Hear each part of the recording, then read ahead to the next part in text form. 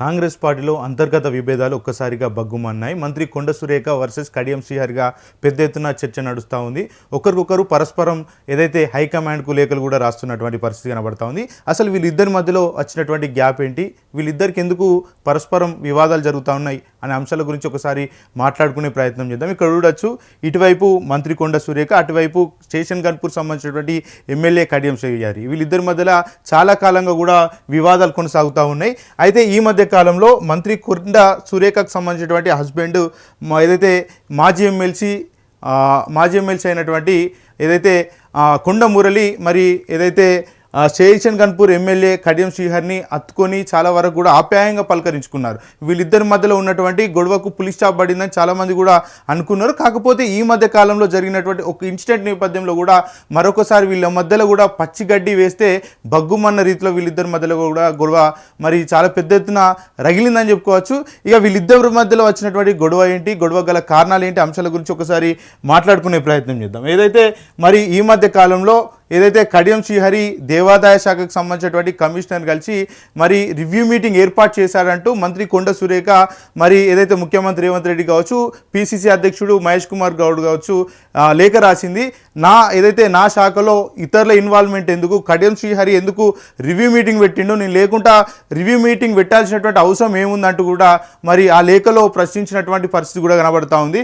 దానికి సంబంధించి ఒకసారి చూసే ప్రయత్నం చేద్దాం. కొండ సురేఖ వర్సెస్ కడియం శ్రీహరి. కడియం శ్రీహరిపై అధిష్టానానికి మంత్రి కొండ సురేఖ ఫిర్యాదు. మంత్రి కొండ సురేఖ కడియం శ్రీహరి మధ్య మళ్ళీ ముదురుతున్న వివాదం. గతంలో ఒకరిపై ఒకరు ఫిర్యాదు చేసుకున్న కొండ సురేఖ, కడియం శ్రీహరి ఈ మధ్య ఇద్దరి మధ్య కురుతున్న సయోధ్య. నిన్న నియోజకవర్గంపై అధికారులతో రివ్యూ చేసి ఉమ్మడి వరంగల్ మాస్టర్ ప్లాన్ కావాలని అధికారులను కోరిన కడియం, జిల్లా వ్యవహారంలో కడియం తలదూర్చడం ఏంటని మండిపడుతున్న కొండ సురేఖ. కడియం విషయంపై ఏఐసిసి పెద్దలకు సీఎం రేవంత్ రెడ్డికి లేఖ రాసిన కొండ సురేఖ ఏదైతే మరి జిల్లాకు సంబంధించినటువంటి ఏదైతే అంశాల మీద దేవాదాయ శాఖ కమిషనర్ కలవడం ఎందుకు, రివ్యూ మీటింగ్ నేను లేకుండా పెట్టడం ఏంటి, నా శాఖలో ఆయన ఇన్వాల్వ్మెంట్ ఎందుకంటూ కూడా మరి మంత్రి కొండ సురేఖ ఏఐసిసికి కావచ్చు, అధిష్టానానికి, అదేవిధంగా ముఖ్యమంత్రి రేవంత్ రెడ్డికి లేఖ రాసినటువంటి పరిస్థితి కనబడుతూ ఉంది. ఈ నేపథ్యంలో మరి ఆమె చేసినటువంటి కామెంట్స్ నేపథ్యంలో ఏదైతే మాజీ మంత్రి, కాంగ్రెస్ పార్టీ నేత, ఏదైతే స్టేషన్ గన్పూర్ ఎమ్మెల్యే ఏదైతే కడియం శ్రీహరి మరి రిప్లై ఇచ్చే ప్రయత్నం చేశారు. దానికి సంబంధించి కూడా ఆయన వాయిస్ కూడా వినే ప్రయత్నం చేద్దాం. ఆయన ఏమన్నారు, అసలు ఎందుకు ఈ గొడవ స్టార్ట్ అయింది, అసలు అంశాల గురించి కూడా మొత్తం కూడా మాట్లాడుకునే ప్రయత్నం చేద్దాం.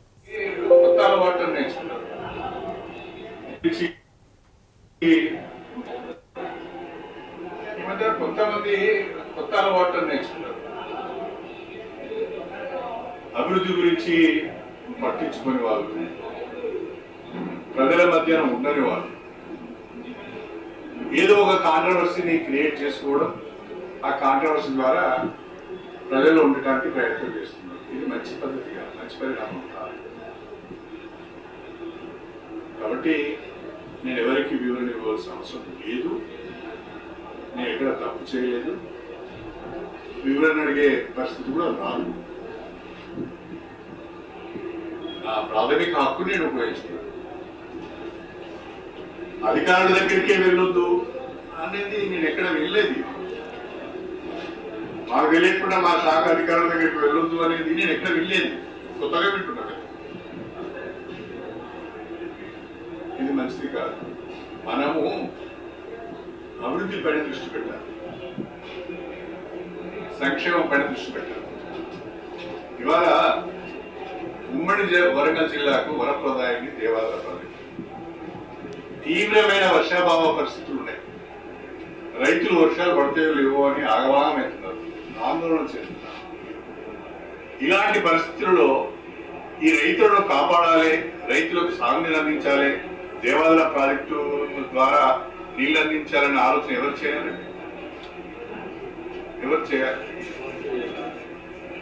ఈ జిల్లాకు సంబంధించిన వాళ్ళు ఎవరు చేయాలి? ఎంజీఎం హాస్పిటల్లో రెగ్యులర్ సూపరింటెండెంట్ లేడు, ఎవరు ఆలోచన చేయాలి? సూపర్ స్పెషాలిటీ హాస్పిటల్ ఇంతవరకు ప్రారంభోత్సవం అయితే లేదు, ఎవరు ఆలోచన చేయాలి? వరంగల్ అండర్ గ్రౌండ్ డ్రైనేజీకి శాంక్షన్ వచ్చింది, దానికి సంబంధించిన ఎస్టిమేట్స్ తయారు చేసి టెండర్స్ ఇవ్వాలి, ఎవరు పట్టించుకోవాలి? మనం చేయడానికి చాలా పనులు ఉన్నాయి. ఈ అనవసరమైన విషయాల్లోకి వెళ్ళి మన టైం వేస్ట్ చేసుకోవాలి. ప్రజల కొరకు ఏం చేయగలుగుతామనేది ఆలోచించాలి.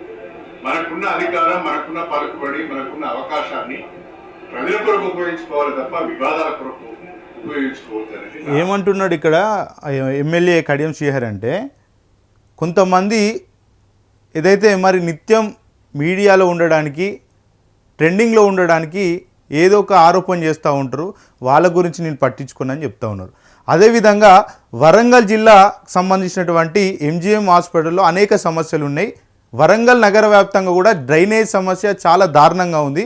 దాని మీద దృష్టి పెట్టండి, ఈ రాజకీయ కాంట్రవర్సీలకు వెళ్ళకండి అంటూ కూడా చెప్తా ఉన్నారు. వాస్తవంగా ఆయన మాట్లాడినటువంటి అంశాల్లో నిజాలే చాలా వరకు కూడా ఉన్నాయి. అభివృద్ధి మీద మాట్లాడండి, కాంట్రవర్సీలకు దారి తీయకండి అంటూ కూడా చెప్తా ఉన్నారు. అదేవిధంగా ఇంకొన్ని మాటలు కూడా మాట్లాడారు, వాటి గురించి కూడా ఒకసారి వినే ప్రయత్నం చేద్దాం. ప్రజాప్రతినిధిగా ఎన్నికైన సర్పంచ్ మొదలుకొని ఎంపీ స్థాయి వరకు వివిధ దశలలో ఉన్న ప్రజాప్రతినిధులు ఎవరైనా కూడా వారి గ్రామానికి సంబంధించి కానీ, వారి మండలానికి సంబంధించి కానీ, వారి నియోజకవర్గానికి సంబంధించి కానీ, లేదా ప్రజలకు సంబంధించిన సమస్యల పైన అధికారులను కలిసే అవకాశం ఉంది. తహసీల్దార్ని కలుస్తాము, ఆర్డీఓని కలుస్తాము, కలెక్టర్ని కలుస్తాము, ఎస్ఓడిని కలుస్తాము, సెక్రటరీని కలుస్తాము, పని కాకుంటే మంత్రిని కలుస్తాము, పని కాకుంటే 100% ఎవరైనా సమస్యల మీద ఏ అధికారిని కలిసేటువంటి హక్కు ఖచ్చితంగా ఉంటుంది. అది కూడా చెప్తా ఉన్నారు. వినతి పత్రాలు ఇస్తున్నారు. అది ప్రజాప్రతినిధులకు ఉన్న ఒక ప్రాథమిక హక్కు. ఇవాళ ఒక ఎమ్మెల్సీ కానీ, ఒక ఎంపీ కానీ, ఒక ఎమ్మెల్యే కానీ వాళ్ళకి పరిధులు లేవు. ఎవరి దగ్గరికన్నా వెళ్ళొచ్చు, వినతి పత్రం ఇవ్వచ్చు, సమస్య వారికి అదే పద్ధతిలో ఆ ప్రోటోకాల్కు లోబడే స్టేషన్ గన్పూర్ నియోజకవర్గానికి సంబంధించిన చీకూరు, జీడికల్లు, నవాబ్పేట, మన మల్లనగుట్ట, మల్లికుదుర్ల, గట్టుమల్లన్న, తిరుమలనాథ స్వామి టెంపుల్, ఈ 5 దేవాలయాలకు సంబంధించిన చైర్మన్లను కూడా నా వెంట తీసుకొని కమిషనర్ గారు ఎండోమెంట్స్ యొక్క టైం తీసుకొని మా ఆలయాల అభివృద్ధి పైన మీతో మాట్లాడాల్సిన అవసరం లేదు, టైం తీసుకుని వెళ్ళి వారి ఆఫీస్కి నేను వెళ్ళాను. వారి ఆఫీస్కి నేను వెళ్ళి ఆలయాల వారిగా వారికి మా చైర్మన్లతో రిప్రజెంటేషన్ ఇప్పించాను. ఇప్పించినప్పుడు వారు ఒక మాట అన్నారు, దేవాలయ శాఖ దగ్గర నిధులు ఎక్కువ లేవు, కొంచెం మాకు కూడా ఇబ్బందిగా ఉంది అంటే, నేను అప్పుడు ఏం చెప్పానంటే, ప్రతి దేవాలయంలో అత్యవసరంగా చేపట్టవలసిన పనులు ఏమున్నాయో మీరు గుర్తించి ఎస్టిమేట్స్ తయారు చేసి నాకు ఇవ్వండి, నేను ముఖ్యమంత్రి గారి దగ్గరికి వెళ్ళి కొన్ని నిధులు తెచ్చుకునే ప్రయత్నం చేస్తానని చెప్పాను. నేను నా నియోజకవర్గానికి సంబంధించిన ఆలయాల గురించి మాట్లాడేదే తప్ప ఉమ్మడి వరంగల్ జిల్లా ఆలయాల గురించి కానీ, లేకుంటే తెలంగాణకు సంబంధించిన ఆలయాల గురించి నేను మాట్లాడాను. సమీక్ష అంటే నా దగ్గరికి అధికారులు వచ్చినప్పుడు, నా ఆఫీస్కు వాళ్ళు వచ్చినప్పుడు దాన్ని సమీక్షగా మనం భావించాలి. కానీ నేనే వాళ్ళ దగ్గరికి పోయినప్పుడు నేను అది రిప్రజెంటేషన్ ఇవ్వడానికి వెళ్ళినట్టుగా భావించాను. ఇది అవగాహన లోపమే తప్ప మరొకటి కాదు. సమీక్షకు, సమస్యల పైన అధికారుల దగ్గరికి వెళ్ళి వినతి పత్రం ఇవ్వడానికి తేడా చాలా ఉంటుంది. మీరు కూడా అప్పుడప్పుడు మీ వ్యక్తిగత హోదాలలో కూడా వెళ్ళి అధికారులను కలుస్తూ ఉంటారు. నేను గన్పూర్ ఎమ్మెల్యే నాకు చెప్పకుండా మీరు ఎట్లా పోయినాడు అనగలుగుతాను. ఒక సర్పంచ్ కానీ, ఒక ఎంపీపీ కానీ, ఒక సింగిల్ విండో చైర్మన్ కానీ, నాకు తెలియకుండా చాలా మంది మా మున్సిపల్ చైర్మన్ గారు కానీ ఎవరైనా కూడా వారికి సంబంధించిన సమస్య పైన వారు వెళ్ళి అధికారులు కలిసే అవకాశం ఉంది. నాకు చెప్పకుండా మీరు ఎట్లా వెళ్ళారు, నా నియోజకవర్గంలో నా పరిధి, నా అధికారం దాటి మీరు ఎట్లా వెళ్ళారు అని మనం అనలేము. అంతేకాకుండా రాజ్యాంగం ప్రకారం, బిజినెస్ రూల్స్ ప్రకారం సమీక్ష మంత్రులు మాత్రమే చేయగలుగుతారు. లేదా క్యాబినెట్ ర్యాంకు ఉన్న వ్యక్తులు మాత్రమే చేయగలుగుతారు. ఎమ్మెల్యేలు ఎంపీలు సమీక్ష చేయరు, సమీక్షలో పాల్గొంటారు. ఒకవేళ నేను కలెక్టర్ దగ్గరికి వెళ్ళిందంటే అది సమీక్ష కాదు. కలెక్టర్ నా దగ్గరికి వస్తే అది సమీక్ష. నేను కలెక్టర్ దగ్గరికి పోతే అది రిప్రజెంటేషన్ ఇచ్చినట్టుగా. నేను నా నియోజకవర్గ ఆలయాల అభివృద్ధి గురించి, వాటి రిపేర్స్ గురించి, వాటి రెనోవేషన్స్ గురించి, అర్చకులు లేరు, ఈవోలు లేరు, ఇది కొంచెం చూడండి అని చెప్పడానికి మాత్రమే కమిషన్ దగ్గరికి వెళ్ళడం తప్ప మొత్తము శాఖ పైన సమీక్ష నేను ఎలా చేస్తాను, నాకేమీ అధికారం లేదు. అలా అనుకోవడానికి కూడా అవకాశం లేదు, అలా అర్థం చేసుకోవడానికి కూడా అవకాశం లేదు. తప్పుగా అర్థం చేసుకోవడం అనేది నా అభిప్రాయం. తర్వాత ఏదో పేపర్లో చాలా విషయాలు వచ్చినాయి. ఏదో ఎవరు కోల్పోయి సీఎం గారికి రాశారు, ఇంకెవరికి రాశారు, వివరణ అడగాలని అన్నారు. అసలు నేను తప్పే చేయలేదు. వివరణ ఇచ్చే ప్రసక్తి ఎక్కడి నుంచి వస్తుంది? నేను యాజ్ ఏ ప్రజాప్రతినిధిగా నా నియోజకవర్గ సమస్యలను అధికారుల దృష్టికి తీసుకెళ్ళడానికి మాత్రమే వెళ్ళాను నేను. అది నా హక్కు. అది ఒక ఎమ్మెల్యేగా నాకున్న హక్కు. అది నేను ఎవరి అధికారాల పరిధిలోకి వెళ్ళలేదు, ఎవరి అధికారాలు కూడా తీసుకోలేదు. కాబట్టి ఈ రకంగా వార్తలు రావడం కొంచెం బాధాకరంగానే ఉంది. బిజినెస్ రూల్స్ నాకు తెలియదు కాదు. ఇన్నేళ్ల రాజకీయంలో చాలా బిజినెస్ రూల్స్ తెలుసు, చాలా క్రమశిక్షణ. అయితే ఈయన ఏమంటున్నారంటే కొండ సురేఖకు సంబంధించినటువంటి ఏదైతే అంశంలో మంత్రి కొండ సురేఖకు అవగాహన లోపం ఉంది. నా దగ్గరికి అధికారులు వస్తే అది సమీక్షా సమావేశం అవుతుంది. నేనే అధికారుల వద్దకు వెళ్ళాను, నేనే అధికారులకు రిప్రజెంటేషన్ ఇచ్చారు, నా నియోజకవర్గంలో ఉన్నటువంటి గుళ్ళని డెవలప్మెంట్ చేయండి అంటూ మరి ఆయన రిప్రజెంటేషన్ ఇచ్చినట్టు కూడా అక్కడ చెప్తున్నటువంటి పరిస్థితి కనబడుతూ ఉంది. ఇక్కడ సమీక్షా సమావేశం ఏం జరగలేదు. నేను కేవలం నా నియోజకవర్గంలో ఉన్నటువంటి గుళ్ళ గురించి మాత్రమే మాట్లాడాను తప్ప వరంగల్ జిల్లాకు సంబంధించినటువంటి గుళ్ళ గురించి నేను ఎక్కడ కూడా మాట్లాడలేదు. నేను ఎవరికి కూడా వివరణ ఇచ్చేటువంటి పరిస్థితే ఉండదు, అలాంటి సమస్య ఉండదు, నేను వివరణ ఇవ్వనంటూ కూడా ఆయన కుండ బద్దలు కొట్టినటువంటి పరిస్థితి కనబడుతూ ఉంది. మరి ఈ సమస్య అంతా ఎక్కడి నుంచి చచ్చిపడ్డదంటే మరి ఇక్కడ కడియం శ్రీహరి చెప్పే దాంట్లో ఎక్కడ కూడా తప్పు కనబడట్లేదు, ఇటు కొండ సురేఖ అనే దాంట్లో ఎక్కడ కూడా తప్పు కనబడట్లేదు. అసలు సమస్య ఎక్కడంటే మేడారం జాతర జరిగింది కదా, మేడారం జాతరలో కొండ సురేఖను ఆహ్వానించలేదంటూ కొంతమంది మరి ఆరోపణ చేశారు. కొండ సురేఖను ఆ సమయంలో అవమానించారు. మంత్రిగా ఉండి మరి కొండ సురేఖను అక్కడికి ఆహ్వానించలేదు, రమ్మనలేదు, కనీసం సమీక్షా సమావేశాలకు కూడా ఆమెను పిలవలేదంటూ కూడా మరి ఆ సమయంలో చాలా వరకు కూడా వార్తలు వినిపించినాయి. కొండ సురేఖ కూడా అటువైపు కూడా చూసినటువంటి పరిస్థితులే, కేవలం జాతర జరిగినటువంటి సమయంలో మాత్రమే కేబినెట్ మీటింగ్లో మాత్రమే అక్కడ కనబడ్డది. ఇది అందరికీ తెలిసిన విషయమే. అదేవిధంగా మొన్నటికి మొన్న ఏదైతే యాదగిరి గుట్టకు సంబంధించినటువంటి దేవస్థానం సంబంధించినటువంటి కమిటీ అంశంలో కొండ సురేఖ లేకుండానే ముఖ్యమంత్రి రేవంత్ రెడ్డి కమిటీని ఏర్పాటు చేశారు, కమిటీని నియమించారంటూ పెద్ద ఎత్తున ఒక సంచలనం జరిగినటువంటి విషయం అందరికీ తెలిసిందే. అంటే మంత్రి కొండ సురేఖ లేకుండానే దేవాదాయ శాఖలో చాలామంది ఇన్వాల్వ్మెంటు ఉంటుంది, చాలామంది ఇన్వాల్వ్ అవుతూ ఉన్నారంటూ కొండ సురేఖ మొదటి నుంచే కూడా చెప్తున్నటువంటి పరిస్థితి కనబడుతుంది. అదేవిధంగా ఉమ్మడి వరంగల్ జిల్లాకు సంబంధించినటువంటి మంత్రి కొండ సురేఖ ఆ నియోజకవర్గంలో కావచ్చు, ఆమెకు సంబంధించినటువంటి పశ్చిమ వరంగల్ నియోజకవర్గం కావచ్చు, అదేవిధంగా ఆ వరంగల్ జిల్లాకు ఉమ్మడి వరంగల్ జిల్లాకు సంబంధించినటువంటి అంశంలో కొండ సురేఖను ఇన్వాల్వ్ చేయట్లేదు, పొంగులేటి శ్రీనివాసరెడ్డి పెత్తనం చెలాయిస్తూ ఉన్నాడంటూ కూడా పెద్ద ఎత్తున మరి ఏదైతే మరి చర్చలు నడుస్తూ ఉన్నాయి. ఈ నేపథ్యంలో కొండ సురేఖ తాజాగా జరిగినటువంటి ఘటన నేపథ్యంలో ఆమె మరి విచారం వ్యక్తం చేస్తూ ఏఐసిసి కావచ్చు, పిసిసి అధ్యక్షుడు మహేష్ కుమార్ కావచ్చు, ముఖ్యమంత్రి రేవంత్ రెడ్డికి కావచ్చు ఒక ఫిర్యాదు లేఖ రాసింది. మరి ఇక్కడ మనం మాట్లాడుకోవాల్సినటువంటి విషయం ఏంటంటే, ఎందుకంటే ఇది మాట్లాడుకోవాలి, చాలా ఖచ్చితంగా మాట్లాడుకోవాలి. ఎందుకంటే ఇక్కడ ఉన్నటువంటి ఎవరైతే వ్యక్తి, ఇక్కడ ఉన్నటువంటి కడియం శ్రీహరి, ఈయన ఏ పార్టీ గుర్తుతో గెలిచిందంటే కారు గుర్తుతోటి గెలిచిండు. బీఆర్ఎస్ పార్టీ టికెట్ తోటి ఎమ్మెల్యే గెలిచిండు. ఎమ్మెల్యేగా గెలిచినటువంటి కడియం శ్రీహరి ఎంపీ ఎన్నికలకు ముందు ఆయనకు సంబంధించినటువంటి కూతురు కావ్యకి బీఆర్ఎస్ పార్టీ నుంచి టికెట్ తీసుకొని, ఆ టికెట్ కాదని మళ్ళీ కాంగ్రెస్ పార్టీ టికెట్ తీసుకొని ఆ తర్వాత ఎంపీగా గెలిపించుకున్నాడు.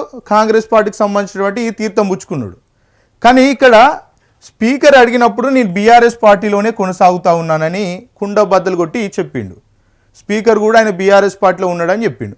కానీ ఇక్కడ వీళ్ళు ఇంత బహిరంగంగా కాంగ్రెస్ పార్టీలో ఇంత విభేదాలు జరుగుతున్నట్టు లేఖలు రాస్తూ ఉన్నారు హైకమాండ్కు. ఈయన ఎక్కడ ఈ మొత్తం ఈ ఎపిసోడ్ మొత్తం చూసినా కూడా ఎక్కడ కూడా బీఆర్ఎస్ పార్టీ ఎమ్మెల్యే అని ఎక్కడ కూడా ఎవరు కూడా సంబోధించలేదు. అయినా కూడా కాంగ్రెస్ పార్టీ వ్యక్తిగానే పోర్ట్రైట్ చేసుకుంటా ఉన్నాడు. కానీ ఇంత జరుగుతూ ఉన్నా కూడా తెలంగాణ రాష్ట్రానికి సంబంధించినటువంటి స్పీకర్ ఎందుకు దీని మీద చర్యలు తీసుకోవట్లేదు, ఎందుకు కడియం శ్రీహరిని మరి పదవి నుంచి తీసేయట్లేదు అనేది కూడా పెద్ద ఎత్తున కూడా చర్చ నడుస్తూ ఉంది. ఏదైతే మరి కొండ సురేఖకు సంబంధించినటువంటి ఎపిసోడ్లో చాలా వరకు మరి ఇటు వారి ఆ కొండ సురేఖకు సంబంధించినటువంటి సుస్మిత పటేల్ కూడా అనేక సందర్భాల్లో మా అమ్మకు అన్యాయం జరుగుతూ ఉంది, మా అమ్మను ఒక వర్గం టార్గెట్ చేస్తూ ఉంది, ఇటు పొంగులేటి శ్రీనివాస్ రెడ్డి కావచ్చు, పేర్లే చెప్పింది, బహిరంగంగా పేర్లే చెప్పినటువంటి సందర్భం కూడా మనకు కనబడ్డది. మా అమ్మను టార్గెట్ చేస్తూ ఉన్నారు, మా అమ్మ మంత్రి పదవి తీసేయడానికి శతవిధాలు ప్రయత్నిస్తున్నారని ఆమె ఓపెన్గానే స్టేట్మెంట్ ఇచ్చింది. దానికి సంబంధించినటువంటి అంశాలు ఎక్కడ కూడా మరొకసారి తెరగ మీదకి వచ్చినటువంటి సందర్భం లేదు. మరో పక్క చూసుకుంటే ఈ కొండే సురేఖకు సంబంధించినటువంటి అంశంలో మొదటి నుంచి కూడా ఆమె మీద కుట్ర జరుగుతుందని అందరూ కూడా చెప్పారు, ప్రతి ఒక్కరు కూడా ఆమె మీద కుట్ర జరుగుతుందని చెప్పారు. కానీ కొన్ని విషయాల్లో కొండ సురేఖ అది కూడా తప్పని మనం చెప్పుకోవచ్చు. ఇక్కడ కడియం శ్రీహరి అనే వ్యక్తి ఎక్కడ కూడా సమీక్షా సమావేశం ఏర్పాటు చేసినట్టు ఎక్కడ కూడా కనబడలేదు. కానీ కడియం శ్రీహరి అనే వ్యక్తి జిల్లాకు సంబంధించినటువంటి మంత్రే, దేవాదాయ శాఖ మంత్రిగా ఉన్నా కూడా ఆమెను కలవకుండా దానికి సంబంధించినటువంటి అధికారులను కలవడం కూడా అక్కడ కొంతవరకు బాధాకరమైనటువంటి విషయం. ఎందుకంటే ఆమెను అవమానించినట్టే. ఆమె జిల్లాకు సంబంధించినటువంటి నియోజకవర్గంలో ఆమె ఇన్వాల్వ్మెంట్ లేకుండా ఇక్కడ ఉన్నటువంటి ఎమ్మెల్యే నా హక్కు ఉంది, నా ప్రాథమిక హక్కు, నేను ఏ అధికారినైనా కలవచ్చు అంటే అది కరెక్ట్ కాదు. అంటే ఇక్కడ టోటల్గా ఎపిసోడ్లో అర్థమయ్యేది ఏంటంటే ఇద్దరి మధ్యలో రాజకీయంగా చాలా వరకు కాంట్రవర్సీ జరుగుతూ ఉందనేది చాలా స్పష్టంగా అర్థమవుతూ ఉంది. అదేవిధంగా మొన్నటికి మొన్న ఏదైతే కొండ మురళి కడియం ఇద్దరు కలిసి మరి వాళ్ళు ఆప్యాయంగా పలకరించుకుంటే ఆ వీడియో కాంగ్రెస్ పార్టీ నేతలు పెద్ద ఎత్తున ఎలివేషన్ ఇచ్చుకున్నారు. కానీ తీరా చూస్తే రియాలిటీ ఏంటంటే కాంగ్రెస్ పార్టీ అంటే మరి ఒక వరంగల్ జిల్లాకు సంబంధించినటువంటి అంశంలోనే ఈ విధంగా గొడవలు జరగట్లేదు. ఏదైతే కరీంనగర్ జిల్లాలో చూసుకుంటే అక్కడ ఉన్నటువంటి శ్రీధర్ బాబు వర్సెస్ ఎంపీ వంశీకృష్ణగా నడుస్తూ ఉంది. ఆదిలాబాద్ జిల్లాకి వెళ్తే అక్కడ ఉన్నటువంటి మంత్రి వివేక్ వర్సెస్ ఇంకొంతమంది నడుస్తూ ఉంది. మంత్రి వివేక్ సంబంధించి అదేవిధంగా అడ్లూరు లక్ష్మణ్ సంబంధించి వాళ్ళిద్దరి మధ్యలో చాలా వరకు కూడా ఇష్యూస్ నడుస్తూ ఉన్నాయి. ఇటు చూసుకుంటే ఏదైతే వరంగల్ జిల్లాలో చూసుకుంటే ఏదైతే కడియం శ్రీహరి, అదేవిధంగా కొండ సురేఖ, అదేవిధంగా ఎమ్మెల్యే రాజేందర్ రెడ్డి, ఇట్లా చూసుకుంటూ పోతే మొత్తం తెలంగాణ మొత్తం కూడా కాంగ్రెస్ పార్టీ ప్రజాప్రతినిధుల్లో చాలా వరకు ఒకరి మీద ఒకరికి పడినటువంటి పరిస్థితి కనబడుతూ ఉంది. ఆ నిత్యం గొడవలకే ప్రాధాన్యత ఇస్తున్నారు. ప్రోటోకాల్ అంశంలోనే పదే వీళ్ళంతా కూడా తారసపడుతున్నారు తప్ప నియోజకవర్గాల్లో ఉన్నటువంటి ప్రజల ఇబ్బందులను కావచ్చు, సమస్యలను కావచ్చు ఎక్కడ కూడా పట్టించుకునేటువంటి పరిస్థితి కనబడట్లేదు. కడియం శ్రీహరి కూడా చెప్తా ఉన్నాడు, ఏదైతే వరంగల్ జిల్లాలో చాలా సమస్యలు ఉన్నాయి, ఏదైతే ఎంజిఎం దవాఖానలో కనీసం సౌకర్యాలు లేవు, వాటి మీద మాట్లాడండి, వాటిని పరిష్కరించే దిశగా మీరు ప్రయత్నం చేయండి. డ్రైనేజ్ సమస్య అధికంగా ఉంది, వర్షాలు కూడా వచ్చేటువంటి అవకాశాలు కనబడతా ఉన్నాయి. వరంగల్ సగం ప్రాంతం కూడా మొత్తం కూడా మునిగిపోయేటువంటి పరిస్థితి ఉంటుంది, మొత్తం కూడా ముంపు కిందనే పడిపోతూ ఉంది. కాబట్టి దాని మీద సమీక్ష సమావేశం ఏర్పాటు చేయండి, దాని మీద మాట్లాడన్నట్టు కూడా ఆయన సవాల్ విసురుతూ ఉన్నాడు. మరోవైపు చూసుకుంటే ఈ కాంట్రవర్సీ మొత్తం కూడా మరి తెలంగాణ రాష్ట్రంలో ఉన్నటువంటి కాంగ్రెస్ పార్టీకి సంబంధించినటువంటి నేతల్లో కొనసాగుతూ ఉంది. నిన్నటికి నిన్న తుంగతుర్తి నియోజకవర్గానికి చెందినటువంటి ఏదైతే ఎమ్మెల్యే మందుల సామ్యుల్ వర్సెస్ సీనియర్ కాంగ్రెస్ నేతలుగా పెద్ద ఎత్తున గాంధీ భవన్ వేదికగా మరి పెద్ద ఎత్తున గొడవ జరిగినటువంటి పరిస్థితులు మనం చూస్తూనే ఉన్నాం.